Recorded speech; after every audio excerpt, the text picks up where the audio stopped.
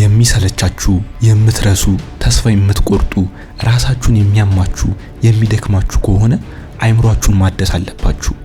እኔ የአይምሮአችሁን ፍጥነትና ቀልጥፍናን በእጥፍ የሚጨምሩ የ7 ቀን ብቻ ልምምድ እነግራችኋለሁ። እያንዳንዱን 7 ቀን ወጥራችሁ እነዚህን 7 ነገሮች ብቻ የምትተገብሩት ከሆነ የማስታወስ አቅማችሁ፣ የአይምሮአችሁ ጉልበትና የመረዳት አቅማችሁ በእጥፍ ይጨምራል። ከኛ ጋር ለመቀላቀል አሁኑኑ ኮሜንት ላይ ተቀላቅያለሁ ብላችሁ ጻፉ። አሁን የጻፋችሁት ኮሜንት ለለውጥ ዝግጁ እንደሆናችሁ ማሳያ ነው። አሁን ማድረግ ያለባችሁ መጀመሪያ ሙሉ ቪዲዮን ይዩት።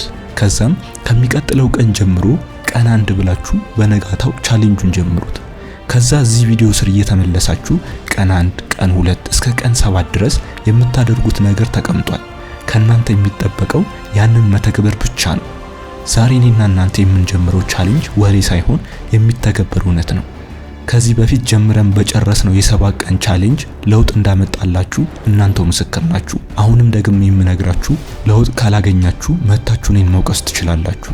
ከዛ ከሳምንት በኋላ ያገኛችሁትን ለውጥ መታችሁ እዚህ ቪዲዮ ስር ላይ ኮሜንት አድርጉ። አሁን ወደ መጀመሪያው ቀን እንሂድ። ቀን 1 የ7 ሰከንድ የሞት ሽረት ውጊያ። አሁን የምነግራችሁን እውነት ለመስማት ከውስጣችሁ ጥልቅ የሆነ ድፍረት ያስፈልጋችኋል። በየቀኑ የምትጨነቁበት፣ አንችልም ብላችሁ የምትሸሹበትና ተስፋ የምትቆርጡበት ምክንያት እናንተ ደካማ ስለሆናችሁ እንዳይመስላችሁ። በፍጹም እናንተ በአይምሮአችሁ ውስጥ በበቀለውና በየቀኑ ደማችሁን በሚመጣው አምባገነን ባዮሎጂካዊ ማሽን እየተመራችሁ ስለሆነ ነው። አእምሮአችሁ ውስጥ ኒውራል ፓዝዌይ የሚባሉ በቢሊዮን የሚቆጠሩ የነርቭ ሴሎች የሚፈጥሩት የሐሳብ አውራ ጎዳናዎች አሉ።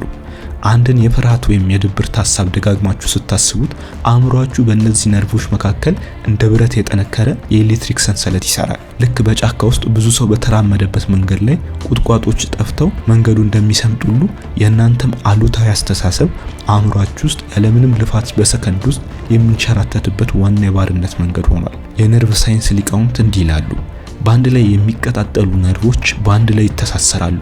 ይህ ማለት በየቀኑ ስትጨነቁ አእምሮአችሁ ይበልጥ እንዲጨነቅ በአካል እየቀረጻችሁት ነው። በየቀኑ ስትፈሩ የፍርሃት ህዋሳትን እያደለባችሁ ለራሳችሁ ጉድጓድ እየቆፈራችሁ ነው። እናንተ ሳታውቁት አእምሮአችሁ የእናንተ ጠላት ይሆናል። ታዲያ ይህንን የብረት ሰንሰለት እንዴት ነው የምንበጥሰው ካላችሁ አንድ ነገር ብቻ ነው። ያም የ7 ሰከንድ የድግግሞሽ ህግ ይባላል። ይህ ህግ የእናንተ ብቸኛ የነጻነት መስኮት ነው። አንድ አዲስ የጭንቀት፣ የንዴት ወይም የውድቀት ሐሳብ ወደ አእምሮአችሁ ጥልቅ ብሎ ሲገባ የሐሳብ ሙሉ የአንጎላችን ክፍሎችን ተቆጣጥሮ ሰውነታችሁን በጭንቀት ሆርሞን ወይም ኮርቲሶል ከመመረዙ በፊት በትክክል 7 ሰከንድ ብቻ አላችሁ። አዎ 7 ሰከንድ ብቻ። በዚህ ጠባብ ሰዓት ውስጥ ያንን ሐሳብ ካላቆማችሁት አእምሮአችሁን ሙሉ በሙሉ ይቆጣጠራችኋል። ጉልበታችሁን ሰርቆ በቁማችሁ ድንዛዜ ውስጥ ይከታችኋል። በዚህ በመጀመሪያ ቀን የምታደርጉት ነገር ይህንን ነው። ያ የድብርት፣ የትካዜ ወይም የፍርሃት ስሜት ወደ አእምሮአችሁ ሲመጣ አእምሮአችሁ ወደ ለመደው የባርነት ጎዳና ሳይገባ ወዲያውኑ በ7 ሰከንድ ውስጥ አካላዊ ሁኔታችሁን በድንገትና በኃይል ቀይሩት። የተቀመጣችሁ ከሆናችሁ ወዲያው እንዳንበሳ ፈጥናችሁ ቁሙ። የቆማችሁ ከሆናችሁ ተራመዱ። ፊታችሁን በቀዝቃዛ ውሃ ታጠቡ፣ ወይም በረጅሙ ወደ ውስጥ ተንፍሳችሁ አየራችሁን አፍናችሁ ያዙት። ይህ በድንገት የምታደርጉት አካላዊ አመጽ በአእምሮአችሁ ውስጥ የሚጓዘውን የኤሌክትሪክ ፍሰት ልክ እንደ መብረቅ ብልጭታ ቆርጦ ይጥለዋል። አእምሮአችሁ የለመደውን አውቶማቲክ ሰንሰለት ሲበጠስ ይደነግጣል፣ ግራ ይጋባል። ለአንድ አፍታ ፍጹም ጸጥታ ይፈጠራል። ያቺ የተፈጠረችው የጸጥታ ሰከንድ አሮጌው ነርቭ መንገድ ሰብራችሁ አዲስ የንቃትና የድል መስመር የምትዘረጉባት የወርቅ ቁልፍ ናት። ቀን 2 የአልፋ ሞገድ ጥልቀት። በመጀመሪያ ቀን አእምሮአችሁ ካለመደው አውቶማቲክ ያሉታዊ ሰንሰለት ውስጥ በ7 ሰከንድ ነጥቃችሁ አውጥታችሁታል። አሁን ደግሞ ሁለተኛውና ይበልጥ አስደናቂ ምዕራፍ ላይ ደርሰናል። አብዛኛው ጊዜ አእምሮአችሁ በቀን ውስጥ ከፍተኛ የንቃት፣ የጭንቀት፣ የሥራ ውጥረትና ከሰዎች ጋር በሚደረግ ፍልሚያ ውስጥ ነው የሚውለው። በሳይንሳዊ አገላለጽ ይህ የአእምሮ ሁኔታ ቤታ ብሬን ዌቭ ወይም የቤታ አንጎል ሞገዶች ይባላል። አእምሮአችሁ በዚህ የቤታ ሞገድ ውስጥ ለረጅም ሰዓታት ሲቆይ ልክ ማረፊያ እንደሌለውና የሞተር ዘይቱ እንዳለቀው መኪና በከፍተኛ ፍጥነት ይግላል። ሴሎቹ ይዝላሉ፣ የማሰብ ብቃታችሁ ይጨልማል፣ ውስጣዊ ሰላማችሁ ይበተናል። ይህንን የአእምሮ መጋልና ድካም በአንድ ጀንበር ለመቀየር ዛሬ በሁለተኛ ቀን አእምሮአችሁን ወደ ሌላ የንቃተ ህሊና ልኬት እናሻግረዋለን። ይህም ወደ አልፋ ብሬን ዌቭ ወይም የአልፋ አንጎል ሞገድ እንለዋለን። የአልፋ ሞገድ ከ7 እስከ 12 ፍሪኩዌንሲ አእምሮ ፍጹም ወደ ሆነ የተረጋጋ ሰላም፣ ከፍተኛ የፈጠራ አቅምና ራስን በራስ ወደ ማከም ደረጃ ወይም ሰልፍ ሂሊንግ የሚሸጋገርበት ድንቅ የሳይንስ ሚስጥር ነው። ጥንታውያን ሊቃውንት ይህንን ሁኔታ የነፍስ ጸጥታ ብለው ይጠሩታል። ይህንን ሞገድ ለማንቃት ግን አይምሯችሁን ከዓለም አቀፋዊ ድምጽና መረጃ ብክለት ማላቀቅ አለባችሁ። ዛሬ የምታደርጉት ልምምድ የአይምሮን ራድር መዝጋት ይባላል። በቀን ውስጥ ለ30 ደቂቃ ያህል ከማንኛውም ውጫዊ መረጃ፣ ስልክ፣ ማህበራዊ ሚዲያ፣ የሰዎችን ወሬ ወይም ሙዚቃ ሙሉ በሙሉ ራሳችሁን አግልሉና ጸጥታ በሰፈነበት ክፍል ውስጥ ተቀመጡ። በአካባቢያችሁ ስላለው ድምጽ ሳይሆን በውስጣችሁ ስላለው ፍጹም መረጋጋት ብቻ አስቡ። በዚህች አጭር ጊዜ ውስጥ በአንጎላችሁ የፊት ክፍል ፕሪፍሮንታል ኮርቴክስ ላይ ያለው የደም ዝውውር በከፍተኛ ሁኔታ ይጨምራል። አይምሯችሁ ከቤታ ሞገድ ወጥቶ ወደ አልፋ ሞገድ ሲገባ ልክ የቆሸሸ ውሃ ተቀምጦ ሲጠራ እንደሚታየው ሁሉ የእናንተም ሐሳቦች ጥራት፣ ውሳኔ መስጠት ብቃታችሁና ውስጣዊ ጥበባችሁ በአንድ ጀንበር ይነቃቃል። ቀን 3 የዶፓሚን ዳግም ቅኝት። ወደ 3ኛው ቀን እንኳን ደህና መጣችሁ። የመጀመሪያዎቹን 2 ቀናት ተግዳሮቶችን አልፋችሁ እዚህ ከደረሳችሁ አእምሯችሁ አሁን የአዲሱን ነፃነት አየር መተንፈስ ጀምሯል። ነገር ግን ዛሬ የምንጋፈጠው ጠላት እስካሁን ካየናቸው ሁሉ ይበልጥ ረቂቅ፣ መርዛማና 21ኛው ክፍለ ዘመን በሰው ልጅ አእምሮ ውስጥ የጫነው ትልቁ የወጥመድ ሰንሰለት ነው። እሱም የዶፓሚን ሱሰኝነት ነው። ዶፓሚን የደስታ ሳይሆን የጉጉት፣ የፍላጎትና የሽልማት አሳዳጅ ሆርሞን ነው። አይምሯችሁ አንድ ግብ እስኪያሳካ ጠንክሮ እንዲሰራና ህይወቱን እንዲቀየር የሚገፋፋው ይህ የተፈጥሮ ኬሚስትሪ ነው።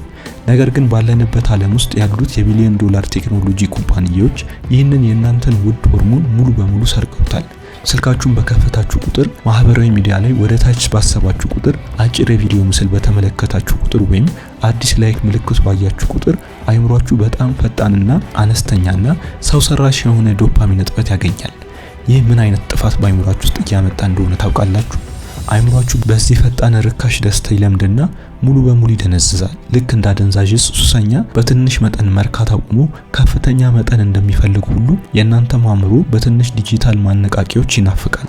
በዚህም ምክንያት ነው አንድ መጽሐፍ ማንበብ፣ አዲስ ክህሎት መማር፣ አካል ብቃት እንቅስቃሴ ማድረግ ወይም ለረጅም ጊዜ የምታልሙትን የንግድ ስራ መጀመር እንደዚህ ያሉ ከፍተኛ ትኩረትና ትግል የሚጠይቁ ጠቃሚ ነገሮች ለአይምሯችሁ ፍጹም አሰልቺና ከባድ የሚሆኑት። አይምሯችሁ ሰነፍ ሆኖ አይደለም፣ የርካሽ ዶፓሚን ሱሰኛ ሆኖ ተንበርክኳል። ዛሬ በ3ኛው ቀን ይህንን አይምሮ ባርነት ሙሉ በሙሉ የምንሰብርበት ታላቅ ጉዞ እንጀምራለን። እሱም ዶፓሚን ፋስቲንግ ወይም የዶፓሚን ጾም ይባላል። ይህ ጾም ከምግብ ወይም ከውሃ መጾም አይደለም። አይምሯችሁን እንደገና ወደ ነበረበት ተፈጥሯዊ ንጽህና ለመመለስ ሪሴት ለማድረግ የምናደርገው የ24 ሰዓት የዲጂታል ጾም ነው። ዛሬ በሙሉ አንድ ቀን ከማንኛውም ማህበራዊ ሚዲያ፣ ከጌሞች፣ ካላስፈላጊ የኢንተርኔት ንባብና አይምሯችሁን በከንቱ ከሚያነቃቁ ነገሮች በሙሉ ትጾማላችሁ። ይህንን ስታደርጉ በመጀመሪያው ጥቂት ሰዓታት ውስጥ አይምሯችሁ ክፉኛ ይረባሻል፣ ይጨንቃችኋል፣ ስልኩን እንድታነሱ ይማጸናችኋል። ይህ ስሜት ሲመጣባችሁ እንኳን ደስ አላችሁ፣ ምክንያቱም አይምሯችሁ ራሱን እያጠበና የቆሸሸውን መርዝ ከውስጡ እያወጣ መሆኑን የሚያሳይ እውነተኛ ባዮሎጂካዊ ምልክት ነው። ይህንን አስቸጋሪ ሰዓት በትዕግስት ስታሳልፉ በአንጎላችን ውስጥ ያሉ የዶፓሚን ተቀባይ ህዋሳት ራሳቸውን ያጸዳሉ። አእምሯችሁ ወደ ነበረበት ተፈጥሯዊ ሚዛን ይመለሳል። ቀን 4 የስሜት ህዋሳት ንጽህና። ታላቁ ቅዱሱ ጥንታዊ የጥበብ መጽሐፍ እንዲህ ይላል፣ የሰውነት መብራቱ አይን ናት። አይናችሁ እንዲህ ሙሉና ሩህሩህ ብትሆን ሰውነታችሁ ሁሉ የበራ ይሆናል። ይህ ዝም ብሎ ምሳሌያዊ አነጋገር እንዳይመስላችሁ፣ ፍጹም የሆነና የስነ ልቦናና ባዮሎጂ እውነታ ነው። አይምሯችሁ ልክ እንደ ስፖንጅ ነው። ስፖንጅን ንጹህ ውሃ ላይ ካስቀመጣችሁት ንጹህ ውሃውን ይመጣል።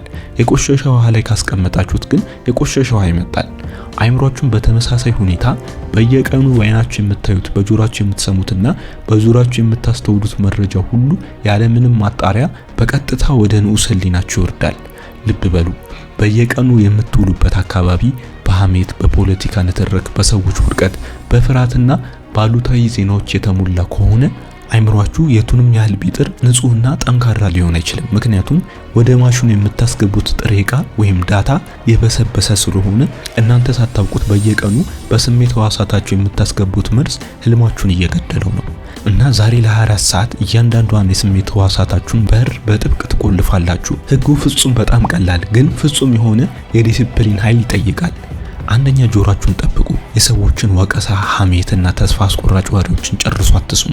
አንድ ሰው መጥቶ የሌላ ሰው ውድቀት ወይም መጥፎ ወሬ ሊያወራችሁ ሲጀምር ፊታችሁን በፈገግታ ሞልታችሁ ይቅርታ፣ ዛሬ ይህንን መረጃ ማስተናገድ አልችልም በማለት ንግግሩን በለስላሳ ቃል ወዲያውኑ አቁሙት።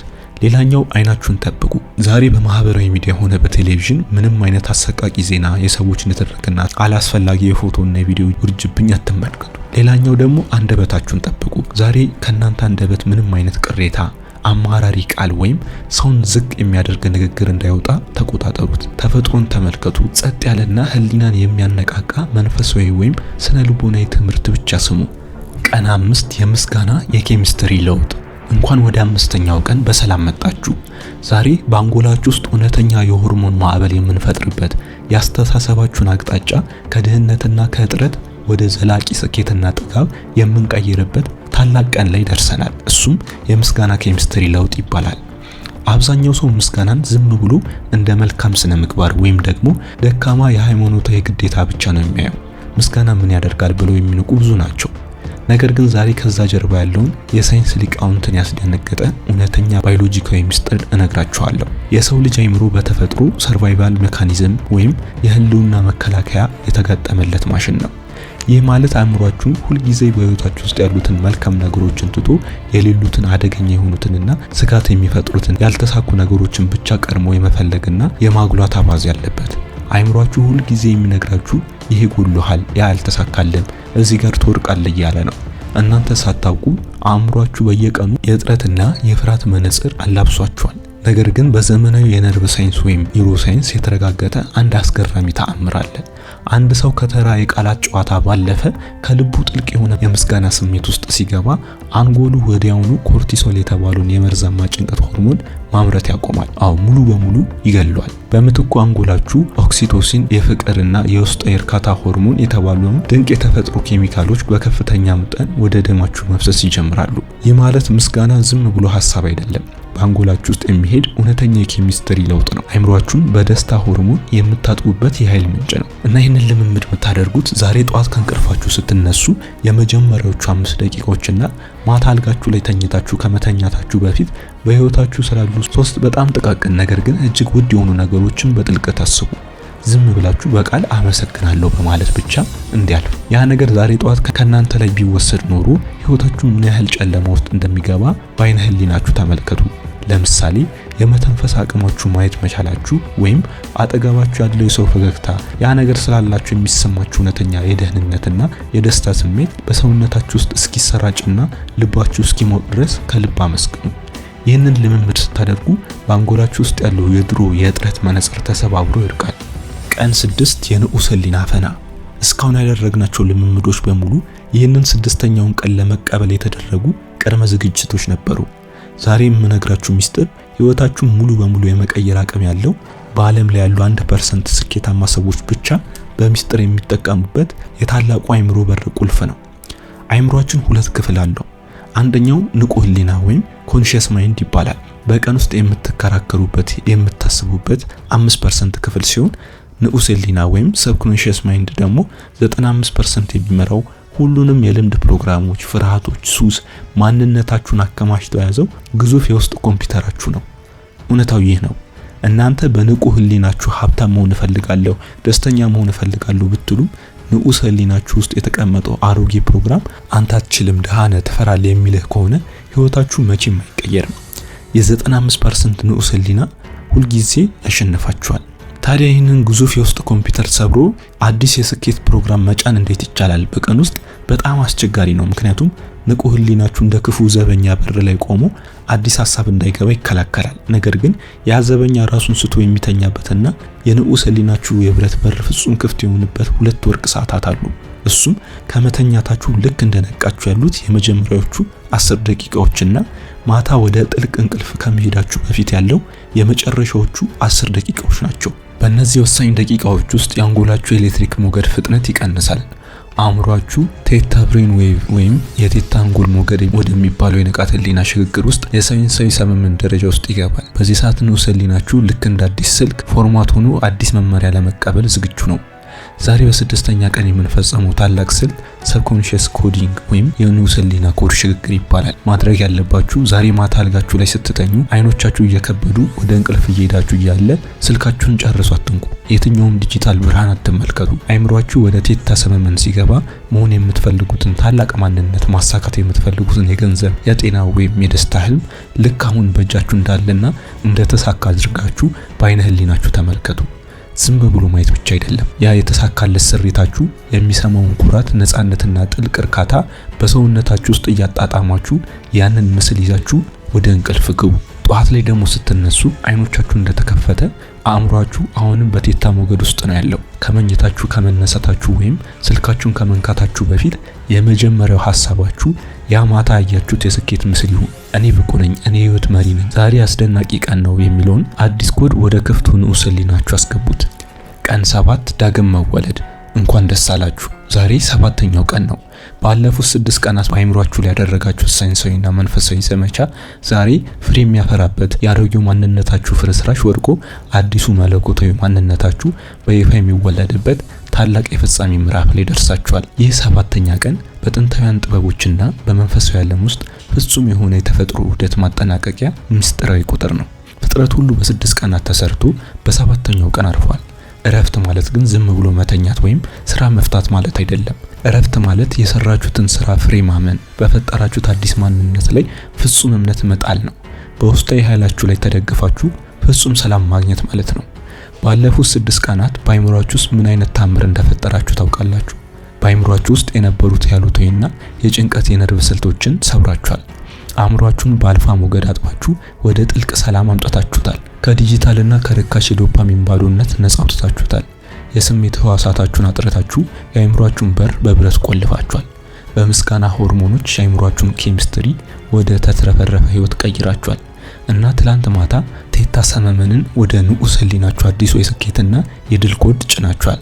ዛሬ በ7ኛው ቀን የምትፈጽሙት ታላቅ ስልት አዲሱን ማንነት የማዋሃድና የመልቀቅ ኃይል ይባላል። ዛሬ ምንም አይነት ጥረት፣ ትግል ወይም አላስፈላጊ ጭንቀት ውስጥ አትግቡ።